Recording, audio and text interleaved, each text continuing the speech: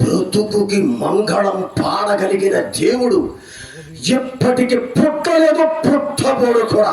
తొందరపడి పకీరుని ఎదిరిస్తున్నావు. ఏది కోరి మరి కొడుకుతో తాగుకుంటున్నావు. ఎదిరించకో, చెడిపోతావు.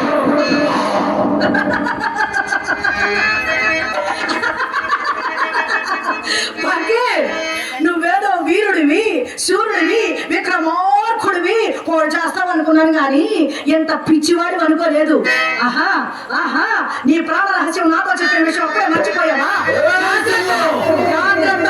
ఏ నిమిషాన్ని ఈ సంఘ హృదయంలో కాల్చి చదివేస్తుందో ఆ నిమిషాన్ని నీ జీవితం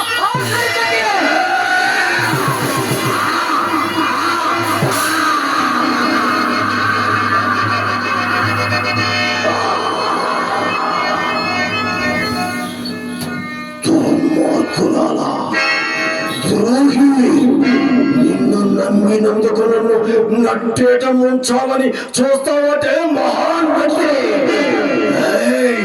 నువ్వెంత స్థితికి వస్తావని నేను అనుకుని ఉంటే నిన్నెప్పుడో నా మాయా మందిరం రాళ్లలో ఒక రాయిగా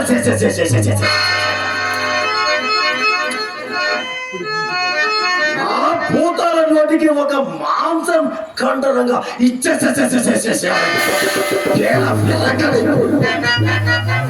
అయినా నా ప్రాణం అంత సులువుగా దొరుకుతుందనుకుంటున్నావా? ఏమో, భయంకర కౌతుక మృగాలు కరుతులు వేసే కఠోరమైన కాలని మధ్య అంత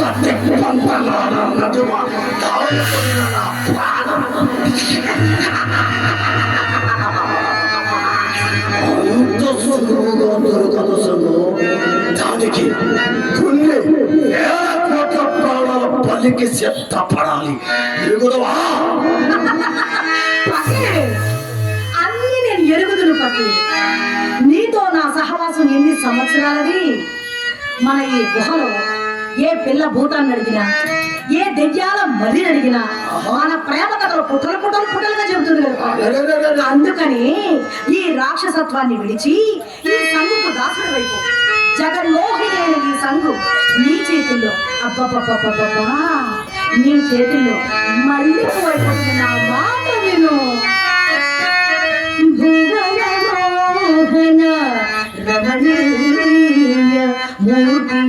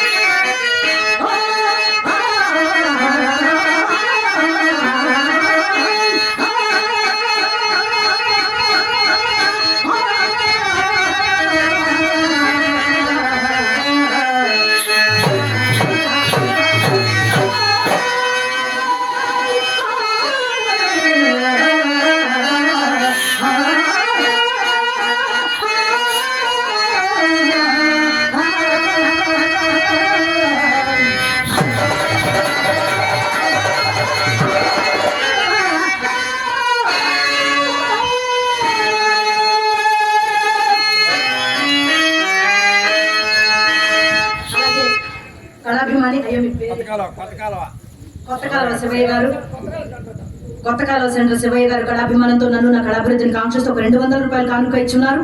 వారికి మా హృదయపూర్వకమైన ధన్యవాదాలు తెలియజేసుకుంటాను.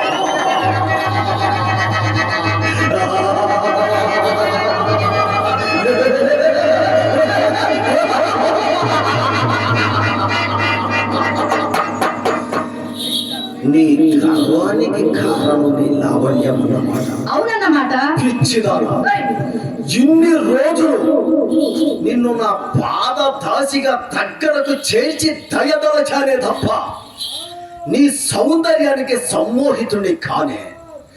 నిజంగా ఈ ఫకీరు కావాలని అనుకుంటే లక్షల కొలది అందాల చందమామలు మరాఠీ పాదాల ముందు హంసలా తారాడుతూ ఉంటారు ముందు వరుసలో. ఏం చూపించమంటావా? చూపించు. నీకంటే కోటి మడల సౌందర్యవతిని. అవును, చూద్దాం.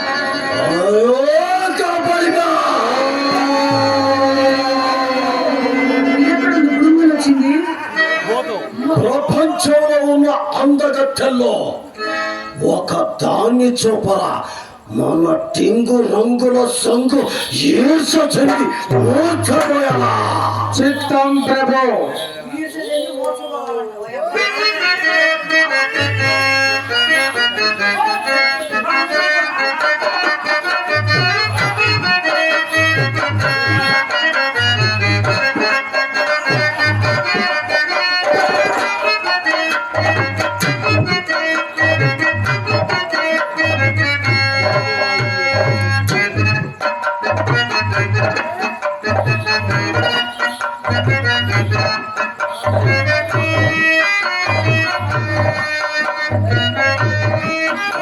పంచ బ్రహ్మదేవుడా ముంచినవురా ఎంత గొప్ప సొగసుని ఎలా మలిచినవురా మామూలు ఎక్కడ పిచ్చో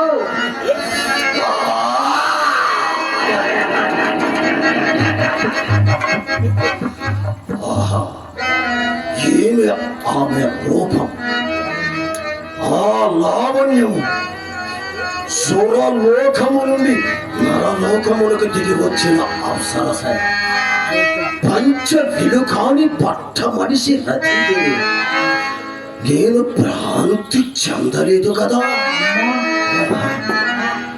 ఆహా నా ఈ ఆచరామరణ సాధనని ఎన్నాళ్ళు వృధాపరుచుకున్నా నా ఈ ఆచరామరణ సాధనని ఎన్నాళ్ళు వృధాపరుచుకున్నాను కాపాలిగా ఈ జవరాలిని పొందున నా ఈ జన్మ ఎందుకు కళ్ళతోన్న కళ్ళలతో పాడి కట్టి చింత నిలబెట్టి కోటి తీసి ఓర్చరా కాపాలిగా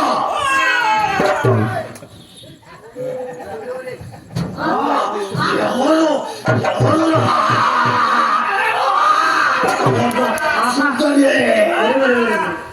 కొండ మీద కోతులాగా ఏమి ప్రేమించుకుంటారు వీళ్ళిద్దరు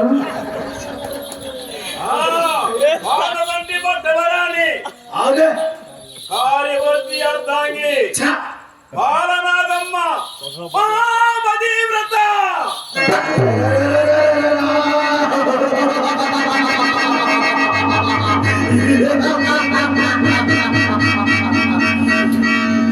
పతివ్రత పతివ్రత పతివ్రత సరి అయిన సరస్సుడు దొరకనంత వరకు ప్రపంచంలో ప్రతి ఆడది పతివ్రతే ఈ పదం నా నిఘంటంలో లేదు నాకు వర్తించదు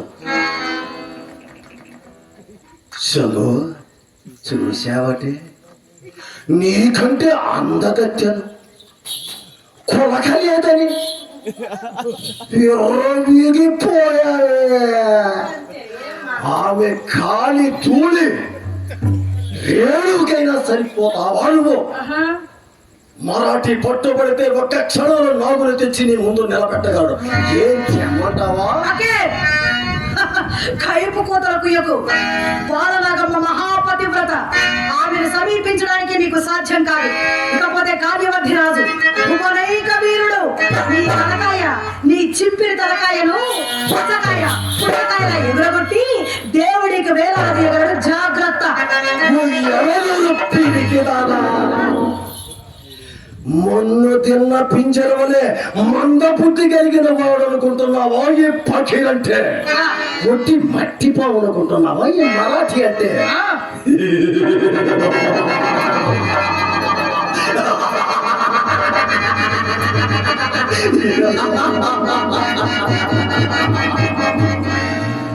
ప్రపంచంలోని సూర్యులందరూ ఒక్కసారిగా కత్తులు విసిరినా సరే లోకంలోని మేటి వెలుగాంతులు నాపై అంబుల వర్షం కురిపించిన నా జన్మం కూడా కందిపోదు తొదదు ఒక్క రోగం కూడా పడిపోదు కోటి పురుగులు కాకికుంటి మీద పడ్డట్టే అయినా పంతానికి వచ్చిన తరువాత అభిమానం ఎందుకే అభిమానం ఇప్పుడే పోయి ఆ పాను కంటే పట్టపు రాణి పరమ పతివ్రత పాలనకు తెచ్చి నీ ముందు నిలబెట్టగలను చూడి ప్రతాపం నా మాట విను వినకపోతే చెడిపోగలవు లేనిపోని కోరికలకు చేతులు చాపేవా సర్వ నాశనం అయిపోతావు నా మాట విను నీకు ఇష్టం లేకుంటే కుక్కిన పేరులో ఏదో ఒక మూల కూర్చొని ఏడు లేకుంటే నీకు ఒక అవకాశం నా ప్రేయసి నాకు ఒక దాసిరాముడిగా చేసుకో విశ్వాసఘాతక నమ్మిన ఆడదాన్ని తడిబట్టగా గుర్తుకొస్తావా నువ్వు నిజంగా ప్రేమిస్తావని నా మనసు చదువు అన్ని నీకు అర్పితం చేసుకున్నాని ఇలా ఏడు దాటి తప్పు తగల పెడతావు అనుకోలేదు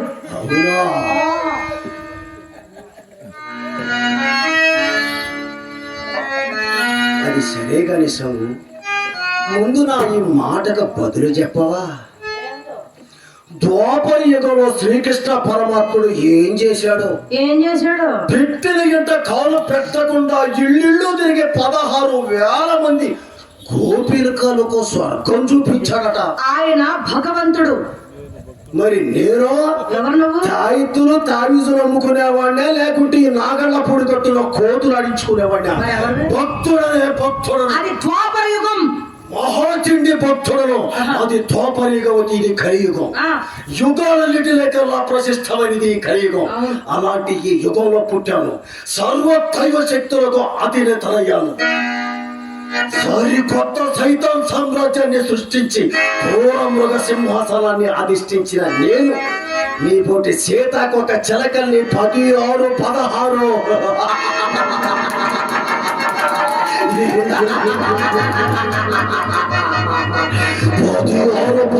వందల మంది నేను పొందకుండా ఉంటే నా ఈ గడ్డానికి విలువే ఉంది, ఈ కలియుగానికి అర్థమే ఉంది, నా స్వార్థానికి రుచులే ఉంటాయి. ఎల్లిపోదు పురాణ चप्पल कितना दिन बरतना? क्या बोला? పురాణ चप्पल कितना दिन बरतना? పాత చెప్పులు అలగబారిన చెప్పులు తగిలించుకొని తిరగమంటున్నాడే. ఎన్ని తిమాలు తొడగమంటావా?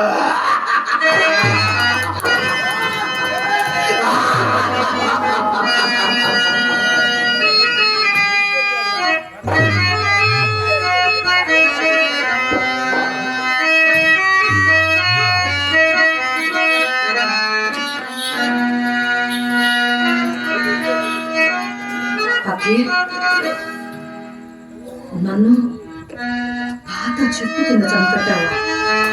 అక్షరాల ధర్మం అరిది నీకు. ఎక్కడున్నాయ ధర్మాలు? ఏది ధర్మాన్ని చూపించు, అధర్మాన్ని చూపిస్తా. అధర్మం హద్దు మీ ఆకాశాన్ని దాటి రాజ్యం వెళుతుంటే ధర్మం పాతాళం కింద కప్పబడిపోయింది. ఎక్కడున్నాయ ధర్మాలు? ధర్మం పతాళం, అధర్మం ఆకాశం. మంచి చెడు సమానత్వం సత్యయుగంతో సమాప్తం.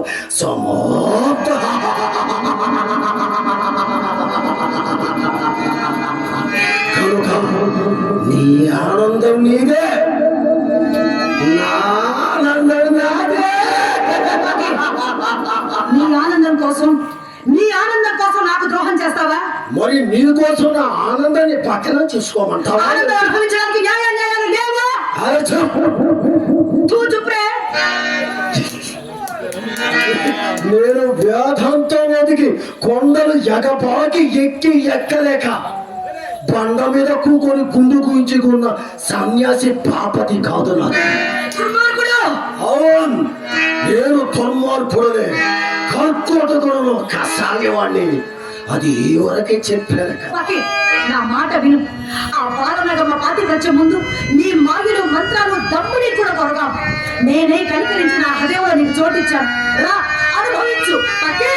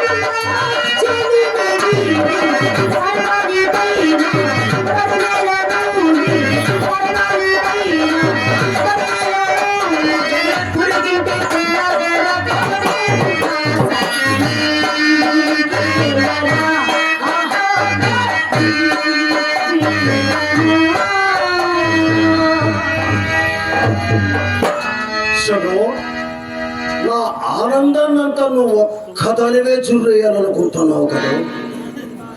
మనిషి మనుగడ మహదానందం. ఆ మహదానందాన్ని అనుభవించడానికి తేనెటీగ ఒక్క పుష్ప మాధుర్యంతోనైనా సంతృప్తి చెందగలదా? నువ్వు చెప్పు. అది తేనెటీగ, నేను రాక్షసులను తృప్తి చెందను. కామాంధకారంలో నీకు కళ్ళే కనిపించడం లేదు. ఆడుదాని హృదయంలో చెలనేగే దావాగ్నిలో నువ్వు మోడులా మాడిపోతావు, సర్వనాశనం అయిపోతావు.